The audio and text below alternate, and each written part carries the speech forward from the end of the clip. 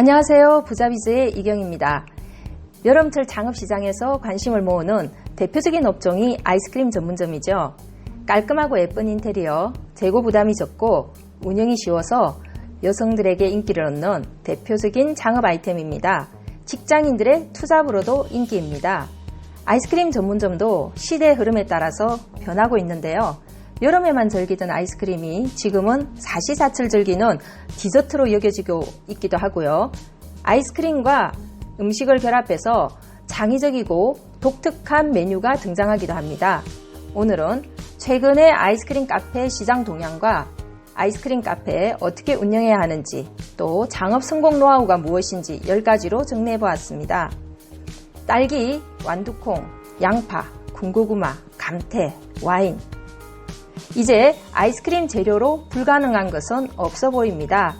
영원한 여름 디저트인 아이스크림의 종류가 다양해지면서 어떤 재료든지 스펀지처럼 흡수해서 독특한 맛을 만들어내는 시대가 됐습니다.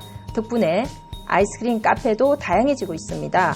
아이스크림은 고대 그리스 로마 시대부터 즐겼습니다. 아이스크림이 대중화될 수 있었던 데에는 많은 사람들의 공헌이 있었는데요. 1842년 뉴 잉글랜드에서 낸시 존슨이라는 주부가 수동 아이스크림 제조기를 발명해 특허를 출원했는데 이후 설립된 아이스크림 제조 공장은 모두 이 기술을 응용했습니다. 아이스크림이 지금처럼 대중의 사랑을 받을 수 있게 된 결정적 계기는 상업적인 냉장시설의 발전인데요. 대형 냉장시설이 발달하지 않았다면 뜨거운 여름 수십 가지의 달콤하고 시원한 아이스크림을 먹을 수 없었을 겁니다. 아이스크림은 크게 하드와 소프트 아이스크림으로 나뉘지만 재료에 따라 종류가 셀 수 없이 많습니다. 1차적으로 아이스크림과 아이스밀크, 셔벗, 저지방 아이스크림, 비유지방 아이스크림으로 구분되고 단단한 과자에 담긴 콘과 하드, 소프트 아이스크림 등으로 나눌 수도 있습니다. 쓰이는 재료에 따라서는 옥수수 아이스크림, 감태맛 토마토 양파, 흑미, 쌀 아이스크림, 쑥, 차가버섯 아이스크림, 군고구마 아이스크림 등 셀 수 없이 많은데요. 사용되는 재료가 점점 건강지향적으로 변하고 있는 것을 알 수 있습니다.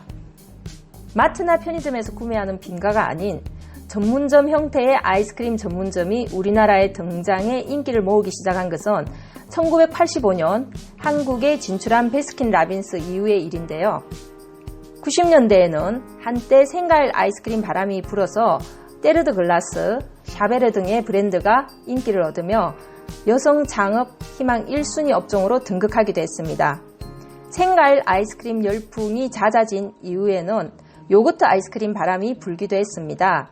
2000년대 들어서는 20대 여성들을 타겟으로 중대형 카페로 운영되는 레드망고, 아이스베리 같은 브랜드가 인기를 모았지만 현재는 사업이 활성화되지 않고 있습니다. 2000년대 중반 이후에는 건강 바람을 타고 젤라또 아이스크림이 큰 인기를 모았습니다. 젤라또 아이스크림은 설비 가격이 다소 비싼 대신 다양하고 건강한 천연 재료를 사용해 아이스크림을 만들 수 있다는 게 장점입니다. 특히 수제 아이스크림 카페들에서 젤라또 방식이 인기를 얻고 있습니다. 프랜차이즈 형태로 운영되는 아이스크림 브랜드로는 BR 코리아의 베스킨라빈스, 신세계푸드의 오슬로, 한국 하겐다즈의 하겐다즈, 태평양의 오슬록 등이 있습니다. 이 중 오슬록은 녹차 아이스크림이 유명하지만 아이스크림 전문점이라기보다는 녹차를 기반으로 하는 차와 디저트 카페로 보는 게 맞습니다. 오슬로는 일본 시로이치사와의 기술 제휴를 통해서 2015년 론칭한 브랜드입니다. 4.0% 이상의 유지방을 함유한 우유만을 엄선해 만드는 것이 원칙인데요. 계란, 생크림, 버터 등을 사용하지 않는 것이 특징입니다. 하겐다즈는 폴란드계 미국인 루벤 매투스가 1961년 뉴욕 브루클린에 설립한 아이스크림 브랜드입니다. 바닐라, 초콜릿, 커피 맛으로 시작해 지금은 미국 전역과 전 세계 54개국의 체인 점포를 운영하고 있습니다. 하겐다즈는 매장보다는 제품 유통에 더 신경을 쓰고 있어 매장 수가 많지는 않습니다. 최근에 한국에 상륙한 아이스크림 브랜드로는 바세츠가 있습니다. 159년 전통의 미국 프리미엄 아이스크림 브랜드인데요.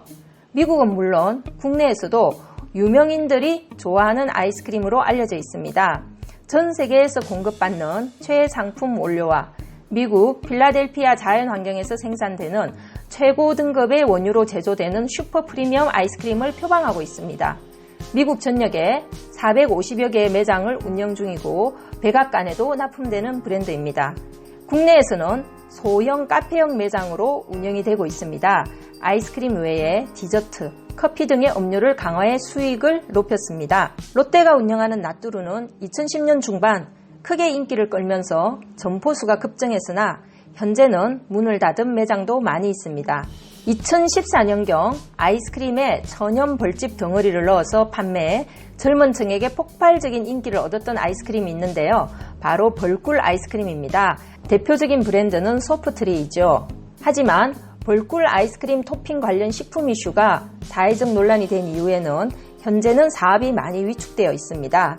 이 밖에 구스티모, 프레페레 등의 브랜드가 있는데요. 구스티모는 젤라또 아이스크림 카페, 프레페레는 캡슐 아이스크림입니다. 공급된 캡슐을 설비에 넣으면 아이스크림이 나오는데요. 바세츠나 프레페레 등은 쇼빈숍 브랜드의 사업 기회를 창업자들에게 제공하고 있습니다. 국내에서 베스킨라빈스 다음으로 성공한 아이스크림 브랜드로는 백미당을 들 수가 있습니다. 하지만 아쉽게도 현재 백미당은 직영점으로만 운영을 하고 있고 가맹점을 내주지 않고 있습니다. 전국에 84개 정도의 매장이 운영되고 있습니다. 프랜차이즈 부문의 1등 브랜드는 단연 베스킨라빈스입니다.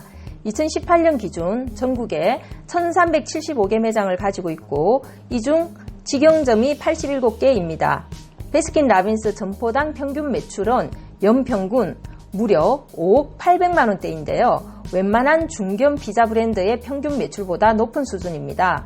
점포당 전체 매출이 연간 5억 원대라는 건 어마어마한 수준입니다. 직영점으로만 운영되는 백미당도 A급 입지로 출점하고 있어 매출액은 상당할 걸로 예측됩니다. 하지만 여타 프랜차이즈 브랜드의 경우 매출이 기대만큼 높지는 않습니다.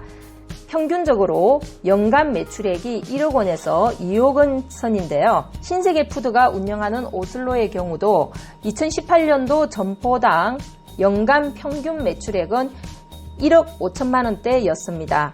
베스킨라빈스의 경우 점포 기준평수 20평에 점포 구입비를 제외하고 1억 9천만 원대의 창업 투자비가 소요됩니다. 이 중 가맹비가 800만 원, 교육비가 150만 원, 보증금이 800만 원입니다. 보증금은 사업을 그만뒀을 때 환불되는 비용입니다. 2018년 기준 24개의 매장을 보유한 바세츠 아이스크림의 경우 기준 평수가 15평에 점포 구입비를 제외한 개설 자금이 8천만 원에서 9천만 원 정도가 듭니다. 여기에는 가맹비 1천만 원과 교육비 300만 원, 보증금 300만 원이 포함되어 있습니다. 오슬로는 7평 전후 매장 창업비가 1억 3,100만 원대입니다. 역시 가맹비 500만 원, 교육비 200만 원, 보증금 500만 원이 포함되어 있고요. 보증금은 계약 해지 시 반환되는 비용입니다. 프랜차이즈의 경우 베스킨라빈스를 제외하고 지속 성장하지 못한 브랜드들이 많이 있는데요. 여러 가지 이유가 있겠지만 아이스크림이 기호품인데다 소비 주기가 빠르지 못하고 계절성이 높기 때문으로 풀이되고 있습니다. 반면에 아이스크림 맛집은 꾸준히 늘어나는 추세입니다. 아이스크림 맛집으로는 서울 용산구의 두화당, 서울 삼성동의 젠제로, 서울 종로구의 녹기전에, 서울 인사동의 지팡이 아이스크림, 일산 알키미아, 대전 아크림, 속초 드롤스 철판 아이스크림 앤 카페, 울산 남해, 목포 하얀 모카, 제주 할로비치 등 셀 수 없이 많이 있습니다. 제주 할로비치의 경우 망고 아이스크림 전문점으로 젊은 연인이 운영하는 브랜드로 관광객이 많은 제주도의 특성상 전국에 고객층이 있습니다. 최근 3, 4년 사이에 급속히 늘어났던 업종 중에 하나는 공장에서 제조된 빙가 아이스크림을 할인 가격으로 판매하는 아이스크림 할인 매장들입니다. 무인 아이스크림 할인 매장을 표방하고 있는 곳도 많이 있는데요. 깎아주까, 더 달달 등 다양한 브랜드가 있습니다. 할인점들의 경우 평균 창업비용은 점포 구입비를 제외하고 1,500만원에서 3,000만원 선입니다. 운영이 손쉽고 한 번에 다량의 빈가를 사가는 수요를 노린 그런 창업이 많았으나 여름 성수기에는 매출이 높지만 겨울에 매출 부진으로 어려움을 겪는 사례들이 많이 있기 때문에 창업을 할 때는 주의가 필요합니다. 그렇다면 아이스크림 카페 창업에서 성공하려면 어떻게 해야 할까요? 아이스크림 전문점의 장점은 베스킨라빈스나 바세츠 같은 경우 운영이 단순하고 쉽다는 것입니다. 완제품을 판매하는 것이라 조리가 필요 없습니다. 냉동 제품이라 재고 걱정도 없습니다. 운영이 단순해 직원이나 아르바이트생을 채용해서 부업으로 하기도 쉽고 깔끔한 카페라는 점도 중산층 창업 아이템으로 인기를 얻는 요인입니다. 단점은 계절적 매출 차이가 크고 아이스크림이 기호품인데다 아이스크림 한 가지만으로는 충분한 목표 매출을 달성하기가 쉽지 않다는 점입니다. 따라서 아이스크림 전문점으로 창업에 성공하기 위해서는 반드시 비수기를 어떻게 할 것인지에 대한 계절적인 고려, 적절한 메뉴의 폭과 메뉴의 구성에 대해서 꼭 관심을 가져야 합니다. 아이스크림 전문점 창업 노하우. 첫째, 파워 브랜드가 아니라면 사이드 메뉴 판매를 통한 매출 보완이 중요합니다. 요즘은 아이스크림을 사시사철 즐긴다고 하지만 그래도 성수기는 여름입니다. 때문에 아이스크림만 단독으로 판매해서는 살아남기 어렵고 커피나 음료, 사이드 메뉴를 함께 판매하는 것이 좋습니다. 프랜차이즈라면 신메뉴 개발을 위한 연구개발 역량을 보셔야 합니다. 아이스크림 응용 디저트, 음료, 커피 등 적절한 구색을 갖춰야 소비 회전 주기가 긴 단점을 보완할 수 있습니다. 바세츠 아이스크림의 경우 경쟁력 있는 커피와 음료 등을 보완해서 아이스크림 매출에 도움을 주고 있습니다. 백미당 역시 아이스크림 외에 다양한 메뉴들이 보완돼 현재는 일반 카페의 매출보다 높습니다. 둘째, 아이스크림을 차별화 전략으로 활용할 수 있습니다. 사시사철 높은 매출을 올리기 어렵다는 점에 착안해서 식사, 디저트 등이 가능한 메뉴에 아이스크림을 차별화된 요소로 적용하는 것입니다. 서울 종로구 청운동에 있는 더 마틴의 경우 크루아상을 아이스크림과 접목해서 시원한 샌드위치 컨셉트를 선보였고요. 파리 바게트에서도 아이스크림을 응용한 빵을 판매하고 있습니다.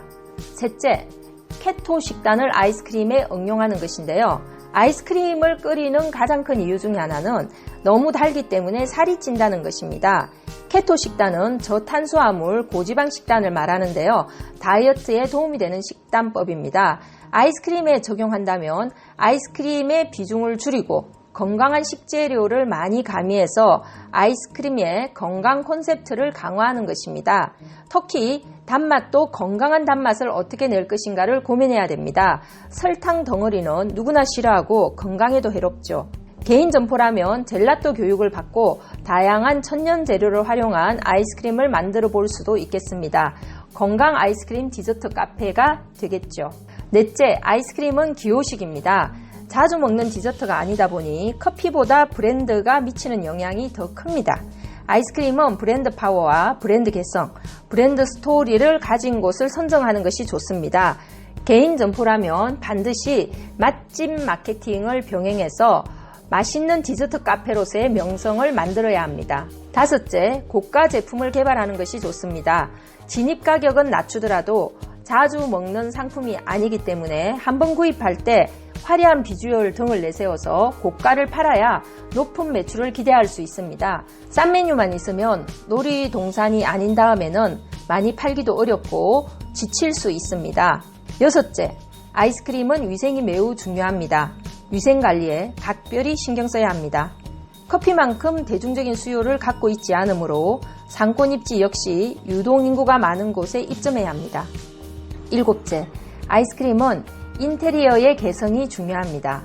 왕족이 먹는 간식이라는 말에서 알 수 있듯이 달콤한 맛이 기분을 좋아지게 하는 마법을 부리는 게 아이스크림인데요.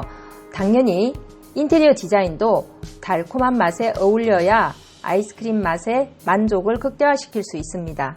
여덟 번째, 프랜차이즈 브랜드를 선택할 때는 너무 영세하고 아이디어에만 의존하는 브랜드보다는 역사와 전통, 아이스크림에 대한 본질적인 경쟁력을 가지고 있는지 살펴보시기 바랍니다. 신생 브랜드라면 제품 개발 능력과 마케팅 역량을 점검하시기 바랍니다. 9째, 상권 입지가 중요합니다. 기호식이고 커피만큼 자주 즐기는 상품이 아니다 보니 아이스크림 전문점은 항상 A급 상권에 유동인구가 많은 A급 입지에 입점하는 게 일반적이었습니다. 시원할 맛을 가진 아이스크림은 대형 쇼핑몰이나 놀이공원의 필수 업종으로 여겨지기도 했으나 최근에는 코로나의 영향으로 그런 상권의 전망이 불투명한 상태입니다. 10번째, 선물용 테이크아웃 포장 제품을 적극 개발해서 객단가를 높이시기 바랍니다. 내증객만으로는 목표로 하는 매출을 충분히 만들기가 힘듭니다. 베스킨라빈스의 경우 생일 케이크 또는 크리스마스 케이크, 다양한 기념일을 기념하는 케이크 상품이 매출의 큰 효자 상품입니다. 지금까지 여름철이면 꼭 생각나는 아이스크림 전문점, 어떻게 창업하고 또 어떻게 운영해야 될지에 대해서 10가지 비결로 노하우를 정리해봤습니다. 여러분들 주변에 창업을 고민하고 있거나 사업을 하고 있는 분이 있다면 이 정보를 공유해서 그분들의 성공을 도와주시기 바랍니다. 네이버에서 부자비즈를 치시면 부자비즈에서 운영하는 포스터와 사이트를 통해서 더 많은 정보를 만나실 수 있습니다. 오늘은 여기까지 하겠습니다. 구독과 좋아요 버튼 부탁드립니다. 감사합니다.